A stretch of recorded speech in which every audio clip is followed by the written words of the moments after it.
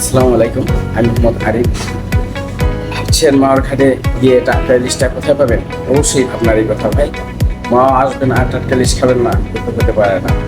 মাওয়ার ঘাটে ভালো ইলিশ খেতে হলে অবশ্যই ভালো একটি রেস্টুরেন্টের দরকার, আর ভালো একটি রেস্টুরেন্ট দিতে হলে অবশ্যই আপনাকে জানা থাকতে হবে।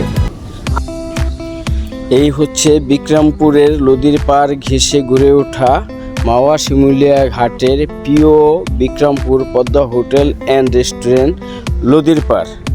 এই রেস্টুরেন্টটি ঘোরাফেরার জন্য এবং সেলফি তোলার জন্য খুব জনপ্রিয় একটি রেস্টুরেন্ট, মাওয়া শিমুলিয়া ঘাট নদীর পাড়। আপনারা এখানে বসে বসে নদী দেখতে পারবেন এবং কারো ট্রলার দিয়ে ঘুরতে যাওয়ার ইচ্ছা থাকলে ট্রলার দিয়ে পদ্মা সেতু ঘুরে আসতে পারবেন।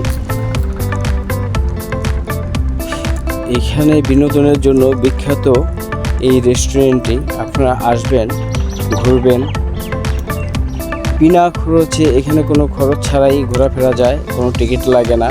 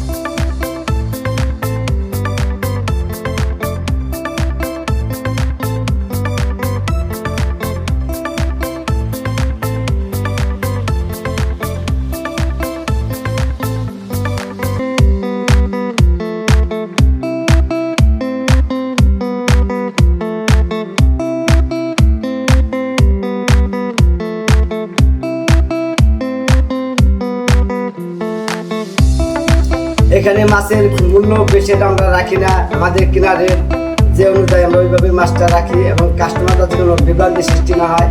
আমরা এই জন্য কাস্টমারকে আমরা সুন্দর মাছ এবং অ্যাকুরেট মাছটা আমরা পদ্মাটার দিকে আমরা দিই। একটা কাটাও থাকবে না, এত সুন্দরভাবে লেজের ভর্তা তৈরি করে। আপনারা না আসলে বুঝতে পারবেন না। আসলে অবশ্যই আমাদের এখানে লেজের ভর্তা ইলিশ মাছ খেলে আপনারা আশা করি ইনশাআল্লাহ বারে বারে আসার চেষ্টা করবেন, বারে বারে আসবেন আমাদের এই বিক্রমপুর পদ্মা রেস্টুরেন্টে। এবং